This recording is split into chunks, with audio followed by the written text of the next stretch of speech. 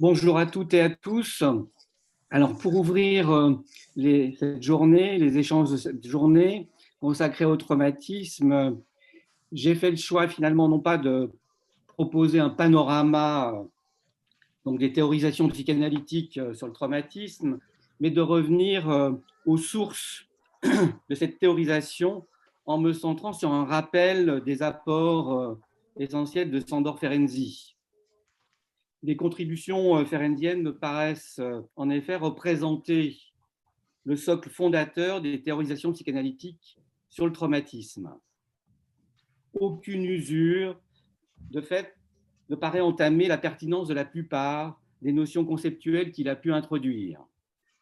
Qu'il s'agisse des liens entre trauma et clivage narcissique, des développements sur l'identification à l'agresseur, sur l'introjection de la culpabilité de l'agresseur, sur l'hypermaturation accélérée en lien avec la survenue de traumas précoces, sur la confusion de langue, ou encore sur la fonction traumatolytique du rêve, toutes ces notions conservent étonnamment une modernité et une actualité remarquables. Bien sûr, d'autres auteurs, comme Winnicott, que l'on peut considérer comme l'héritier naturel de Ferenczi, ou d'autres auteurs plus contemporains comme Boris Cyrulnik, René Roussillon, Thierry Bokanowski, Rémi Puyello, Claude Janin, pour ne citer qu'eux, auront reçu apporter des compléments significatifs et importants, mais sans pour autant remettre en question les fondamentaux métapsychologiques suggérés par Ferenczi. Parmi les propositions de ces différents auteurs, il me paraît intéressant de faire référence au différentiel que propose Bokanowski entre traumatisme et trauma. Il nous invite ainsi à réserver le terme de trauma aux effractions traumatiques particulièrement désorganisatrices. En effet, en touchant des aménagements psychiques plus précoces et plus archaïques, le trauma non seulement court-circuite le niveau fantasmatique, mais compromet également les investissements narcissiques et par conséquent la constitution du moi. À l'inverse, le niveau de désorganisation reste plus secondarisé avec le traumatisme puisqu'il n'entrave pas la relation à l'objet ni l'intrication pulsionnelle.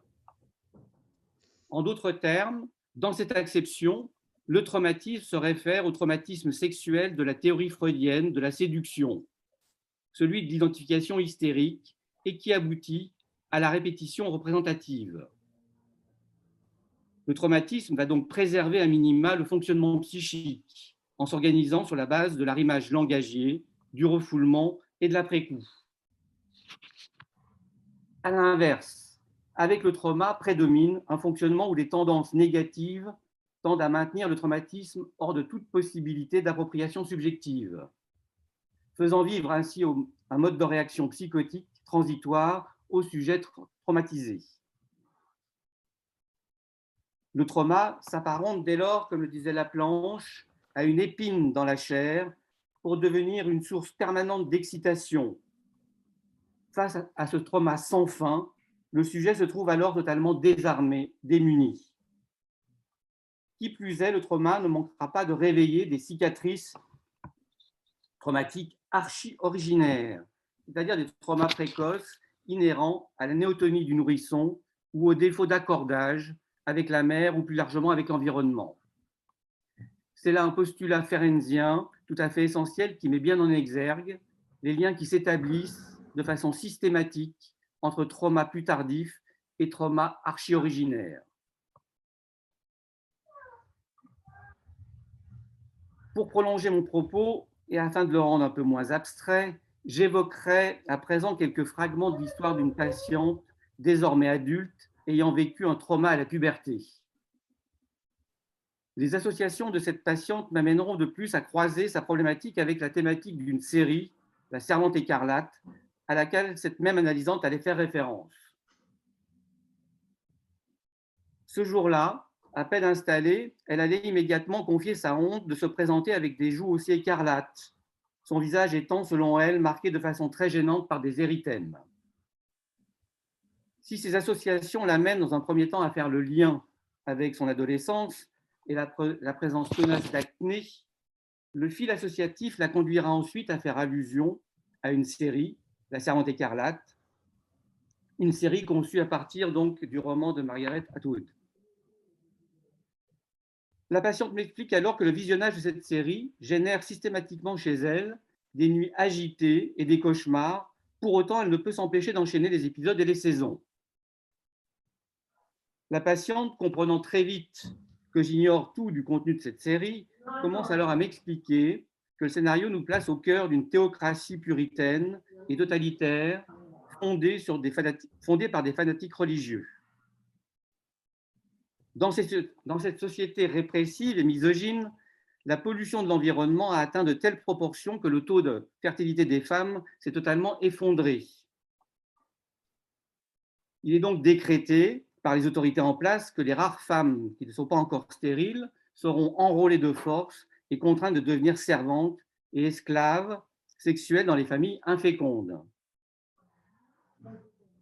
Les servantes vont ainsi être réquisitionnées dans ces familles élues pour enfanter à la place des femmes légitimes infécondes.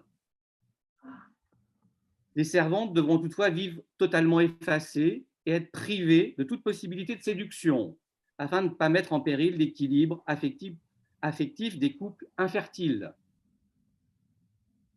Pour soutenir cette gageure évidemment impossible, elles seront donc tenues de rester cachées le plus possible et vêtues de façon uniforme comme des bonnes sœurs. Elles seront ainsi coiffées de cornettes blanches afin de dissimuler leur visage et vêtues de longues robes d'un tissu rouge écarlate pour dissimuler leur corps. Dans ce qui s'apparente. Les autres BD, elles sont sur le meuble noir. Au revoir, mon chaton, à tout à l'heure. Bonne journée. Dans ce qui s'apparente finalement à un thriller érotique, le récit se cristallise autour des moments où se déroulent les dites cérémonies. En l'occurrence, il s'agit de séquences où la servante est prise et baisée.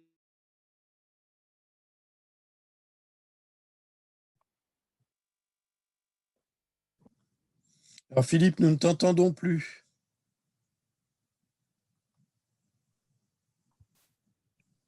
Je reprends alors. Oui. Alors, dans ce qui s'apparente finalement à un thriller érotique, le récit se cristallise autour des moments où se déroulent les dites cérémonies. En l'occurrence, il s'agit des séquences où la servante est prise et baisée, pour ne pas dire violée, par le mari, alors qu'elle est placée entre les jambes de l'épouse légitime. La compagne est donc tenue d'être là, elle-même, afin de participer en quelque sorte à la relation sexuelle et de veiller à ce que cette relation n'ait pas d'autre visée que des visées reproductives. Dans ce contexte très singulier, le désir sexuel et l'orgasme sont donc prohibés pour les deux protagonistes de la relation. Si certaines analyses littéraires ont pu mettre en avant la dimension féministe du roman de Margaret Atwood, il nous paraît que d'autres facteurs et motifs plus inconscients interfèrent grandement pour expliquer l'engouement récent autour de cette fiction. Ne faut-il pas inférer en effet que le succès de cette dystopie, en même temps que le trouble qu'elle génère, tient pour beaucoup à la manière de revisiter un fantasme de scène primitive. Les scénarios fantasmatiques qui sont mis au premier plan semblent à tout le moins largement faire écho aux représentations inconscientes qui sont présentes chez nombre de sujets.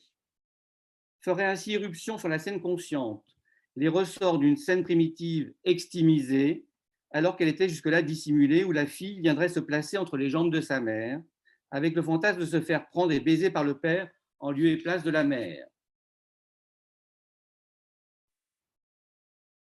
Chez notre patiente, ces fantasmes de scène primitive résonnaient et prenaient une acuité particulière, puisqu'au fil de la reconstruction de son histoire infantile, elle allait préciser que les 3 premières années de son existence, jusqu'à la naissance de sa petite sœur, notre patiente avait passé toutes ses nuits dans un petit lit collé à celui de ses parents.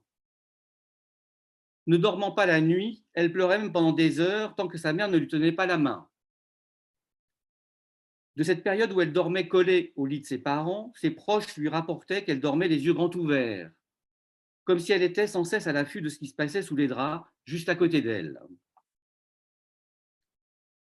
En lien avec ces situations, un rêve baignant dans une atmosphère assez magique allait être assez éclairant et nous donner une idée assez précise de l'imaginaire et des fantasmes qui étaient présents chez elle à l'époque. Celui-ci débutait avec la sensation de poser sa petite main sur le dos humide et moite d'une personne placée juste à ses côtés. Elle se voyait ensuite descendre dans un sous-sol où là, sous une voûte blanche, elle était fascinée par des reflets vermoirés d'une rivière souterraine qui étrangement s'écoulait dans cette pièce en sous-sol.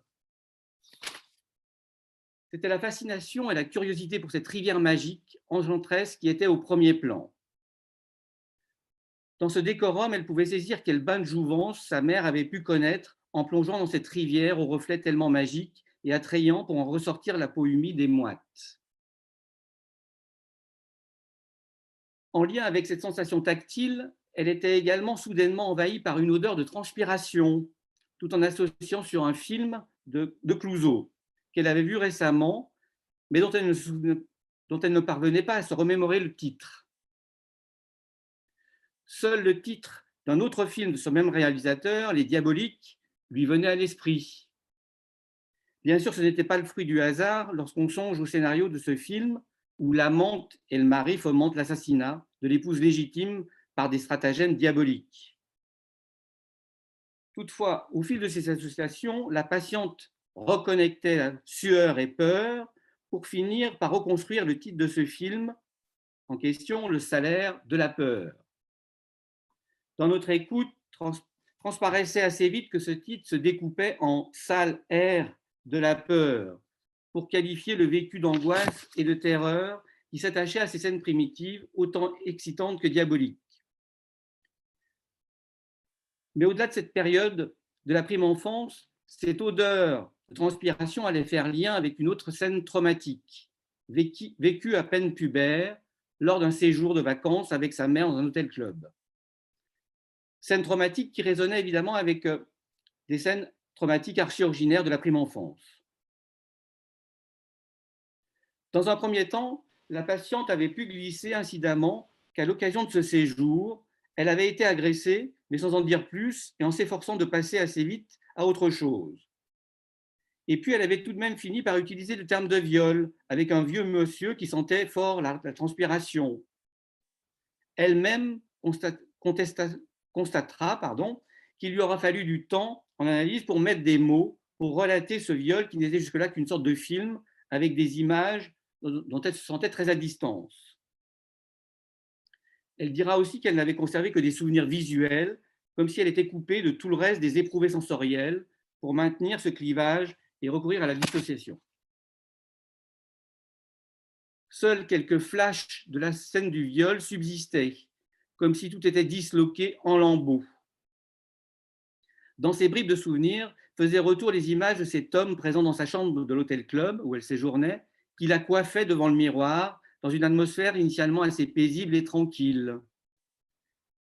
Ce qui avait un caractère surréaliste pour la patiente, c'était le contraste entre une phase initiale où elle se trouvait face à ce miroir, avec cet homme derrière elle qui la coiffait et avec la sensation d'être encore très présente à ce qui se passait, et une seconde phase où elle se trouvait toujours devant le même miroir, mais désormais en position allongée, et le regard fixé et accroché à ce miroir en étant alors coupé de tout ressenti, avec la sensation de ne plus être relié à ce qui se passait pour elle à ce moment-là. C'est ce qui c'est donc là le clivage narcissique avec l'apparition de deux personnalités qui ne veulent rien savoir l'une de l'autre, avec pour corollaire la rupture entre éprouvé et intelligence. Comme le dit Ferenczi, et pour parer à celui-ci, les affects sont alors arrachés aux représentations lors du choc traumatique. L'intelligence libérée de tout sentiment peut alors accomplir une progression considérable, mais dès lors dépourvue de toute émotion. Elle permet alors une performance d'adaptation par le biais d'une identification avec les objets de la terreur. C'est-à-dire qu'une partie de la personnalité va fonctionner en tant qu'intelligence pure, mesurant l'étendue du dommage psychique, tout en censurant tout ce qui n'est pas supportable. Face à cette personnalité dotée d'une intelligence dépourvue d'affect, Ferenczi nous dit qu'une autre partie de la personnalité va, elle, se comporter comme un enfant évanoui, qui ne sait rien de lui-même, qui ne fait que gémir. Se crée ainsi une personnalité sans âme, un corps sans âme, par dévitalisation du psychisme et disqualification des sentiments, du vécu et du ressenti. Cette partie du psychisme clivée, comme morte ou mise en hibernation, va s'avérer particulièrement délicate à réanimer.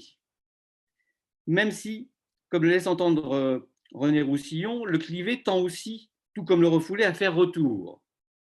Toutefois, s'il fait retour, c'est en acte, à défaut de pouvoir le faire sur un mode représentatif. Le sujet va donc chercher à s'organiser défensivement contre le retour de l'état traumatique antérieur. Ce qui complique singulièrement la tâche sur un plan clinique, c'est que pour le sujet traumatisé, sa confiance dans le témoignage de ses propres sens est brisée. Il devient impossible de relier ce qui est pensé et ce qui est ressenti. Impossible de concilier et de relier son activité de pensée et ses éprouvés corporels. Or, l'impossibilité de relier sa propre sensorialité, de se relier à sa propre sensorialité, condamne le processus de transformation de ses éprouvés corporels en affects et en émotions, alors même que seuls les affects et les émotions sont aptes à produire les images de choses corporelles qui font la matière et l'étoffe du fantasme. Au fil du travail thérapeutique, d'autres rêves vont véhiculer d'autres lambeaux de l'événement traumatique et permettre progressivement une reconstruction de la scène traumatique. Toutefois, ces lambeaux de la scène de l'agression allaient faire retour, mais cette fois désanesthésiés et chargés de toute leur valence affective et sensorielle. Ferenczi nous explique à ce sujet que l'état d'inconscience et de passivité totale dans le sommeil et les rêves favoriserait ainsi la possibilité de vivre et d'abréagir le trauma. L'état de sommeil permet ainsi le retour d'impressions sensibles, traumatiques, non résolues, qui aspirent à la résolution. C'est la fonction traumatolytique du rêve. Cette passivité totale, inhérente à l'état d'inconscience, donne ainsi l'opportunité d'être capable de vivre le traumatisme jusqu'au bout et non pas de façon partielle.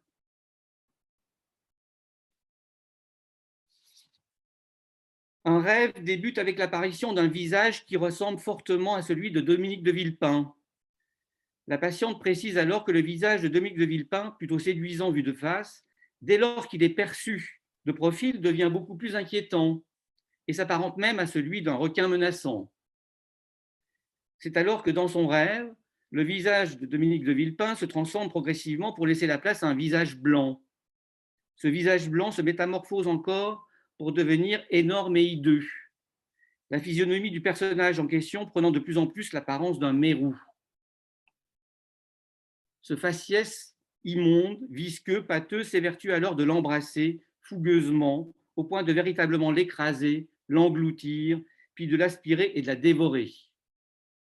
D'un seul coup, les émotions et sentiments, notamment les sentiments d'effroi, de dégoût, d'écœurement, d'asphyxie, d'engloutissement, faisaient ainsi retour à l'occasion de son rêve cauchemar. Bien sûr, ce cauchemar faisait écho à la scène traumatique du viol et aux deux visages de l'agresseur, à la fois séducteur et dans le même temps démoniaque.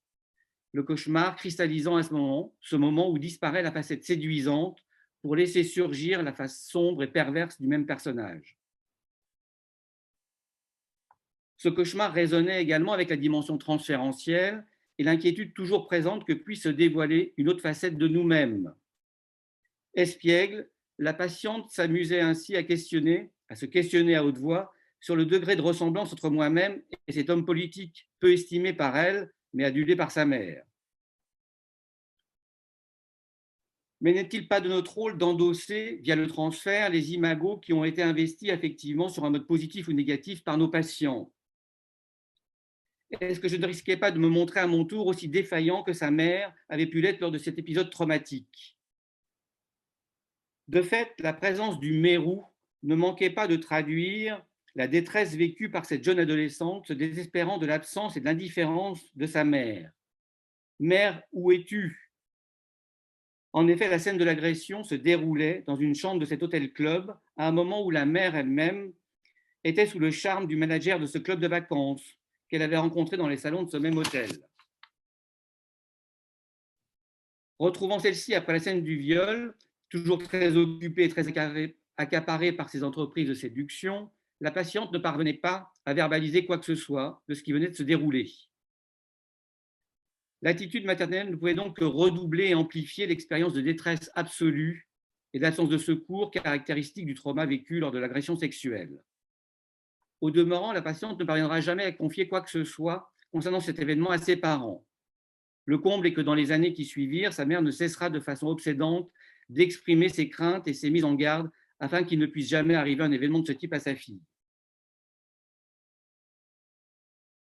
C'est à travers un autre rêve à la portée effrayante que le lambeau traumatique le plus douloureux et le plus pathétique fera retour.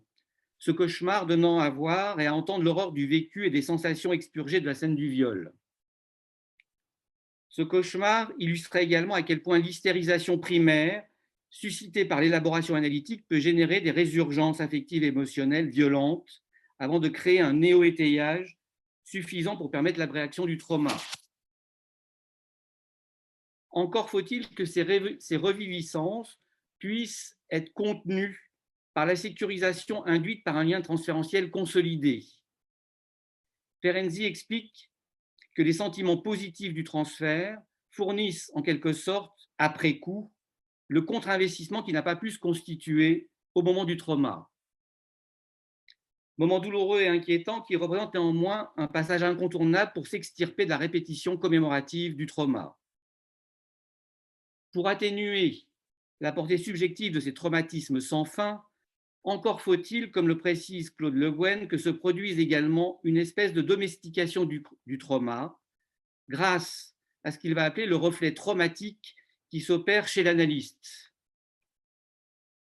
En d'autres termes, il est nécessaire que l'impact du trauma désorganisateur à l'œuvre chez le patient puisse se vivre et s'inscrire dans le registre du traumatisme organisateur du côté de l'analyste, et cela sans être totalement submergé à son tour par cette zone traumatique qui ne manquera pas de le contaminer. Les traumas ont en effet ce pouvoir de faire zone traumatique commune. En témoigne la violence de ce rêve de l'homme sans peau. La patiente fait un rêve où elle se retrouve à l'hôpital dans une tenue d'infirmière. Elle est alors apostrophée de façon véhémente par un médecin qui lui reproche de ne pas avoir vu le patient qui est dans la chambre 212. À ce commandement, elle s'empresse ainsi de se rendre dans cette chambre où elle découvre un patient, un homme dans un état horrifiant qui n'est même pas sur un lit, mais qui repose sur un drôle de socle, comme sur une clé, alors qu'il est complètement écorché, ensanglanté comme dépecé. Pour cet homme sans peau, le système de clé mis en place paraît là afin de favoriser l'écoulement du sang goutte après goutte. Elle constate que malgré son état pitoyable, celui-ci est néanmoins vivant. La patiente se sent alors totalement impuissante face à lui et ne peut qu'esquisser une légère caresse au niveau du visage de cet homme. Elle est profondément désespérée et totalement apitoyée par l'état de ce patient qui lui donne le sentiment d'être comme les grands brûlés avec une apparence corporelle marbrée de bleu et de rouge. En écho aux éléments figuratifs de ce cauchemar, la patiente relatera des souvenirs avec son grand-père qui avait l'habitude de dépecer des lapins, comme si ce personnage du cauchemar avait été lui aussi dépecé. Mais très vite, de façon sous-jacente, ce sont bien les sensations liées à la partie de son corps effracté, blessé, écorché, brûlé lors de l'agression qui trouvaient là l'opportunité d'être figurées, représentées. Cette représentation restait toutefois comme coupée de sa propre réalité interne. Aussi, la patiente continue à réfléchir sur cet homme dépecé et à vivre toute une part de sa propre douleur interne. Ainsi mentionnait-elle toute la tristesse qu'elle ressentait pour cet homme, mais sans avoir pleinement accès à sa propre tristesse. Il lui faudra du temps pour qu'elle puisse enfin ressentir le désarroi qui assaillait la jeune fille dans le temps du viol. Or, jusque-là, au regard de ce clivage, elle n'avait jamais pu ressentir de la tristesse pour elle-même. Pour que s'ouvre un véritable accès à cette partie clivée et avoir un réel accès à ses affects à elle, il faudra encore qu'elle puisse se défaire de la présence pesante de la culpabilité de l'agresseur. Lors du trauma, le changement significatif dans l'état d'esprit de la victime découle en effet de l'identification avec l'agresseur et de l'introjection du sentiment de culpabilité de ce même agresseur. Ce processus est alors responsable d'un accroissement substantiel de la culpabilité inconsciente et du besoin de punition de la victime. Le temps nécessaire pour détricoter les différentes strates de culpabilité qui se rattachent au trauma s'avère lui aussi très conséquent, notamment pour réussir à démêler la culpabilité propre du sujet de celle qui appartient à l'agresseur. Il convient en effet de se rappeler que la violence du trauma est redoublée par la dimension perverse facilitant le dépôt chez la victime de la culpabilité de l'agresseur. Retraverser ces moments d'identification à l'agresseur, d'incorporation de la culpabilité s'avère ainsi incontournable pour tenter de défaire ce nœud des culpabilités intriquées. L'exploration des scènes primitives, vécues, fantasmées dans son petit lit, accolé au lit des parents, avait mis en exergue toute la culpabilité inconsciente, culpabilité avec une coloration oedipienne qui était présente. Sur un mode régressif, la transcription fantasmatique de ces éléments oedipiens s'appuyait sur la présence régulière dans ses cauchemars infantiles d'un bestiaire mettant en scène la lutte acharnée d'un ours et d'une louve. Un ours qui, dira-t-elle, d'un seul coup de patte pouvait vous arracher la tête. À peine avait-elle prononcé ces dires qu'elle était envahie par un éprouvé d'angoisse. Comme assaillie par un vécu de terreur, la patiente se recroquevillait sur son fauteuil. Elle se disait alors habitée par une sensation animale, lui faisant vivre la sensation d'avoir l'échine courbée, avec les poils hérissés sur l'échine, comme un animal apeuré et terrorisé face à nous. Jusqu'au point d'ailleurs de nous faire dresser le poil à notre tour, le vécu suscité par son récit nous laissant ainsi stupéfaits.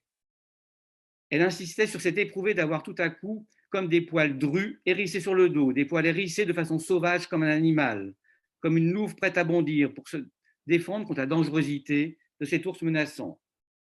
Et cela avant de faire le lien avec les aspects poilus et le dos velu de son agresseur.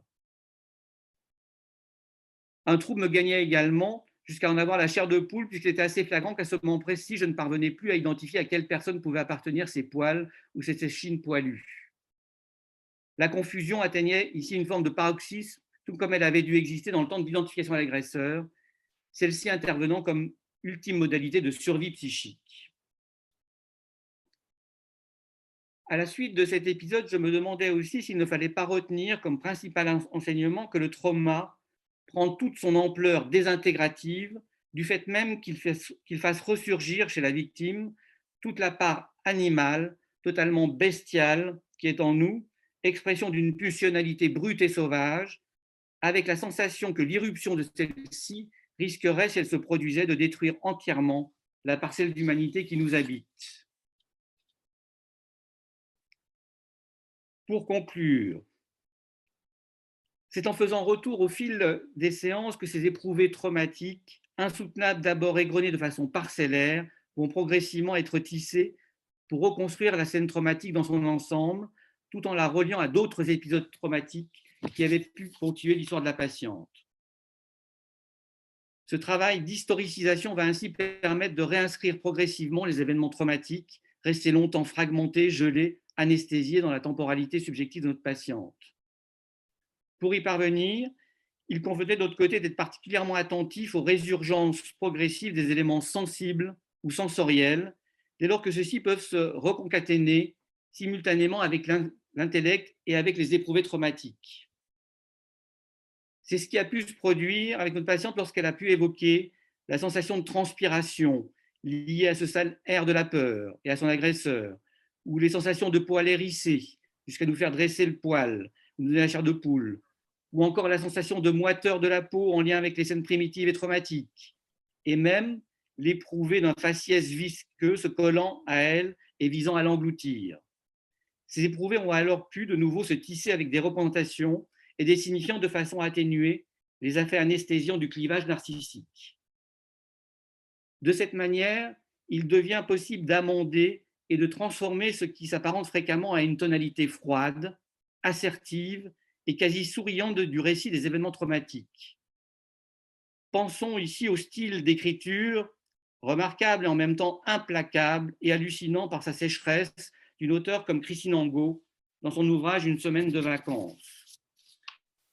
Et cela pour substituer à ces récits finalement implacables un style de récit apte à véhiculer les émotions et les commotions vécues par le sujet. En d'autres termes, un style de récit peut-être moins fascinant, moins envoûtant, moins sidérant, mais plus affecté et plus humanisé. Je vous remercie de votre écoute.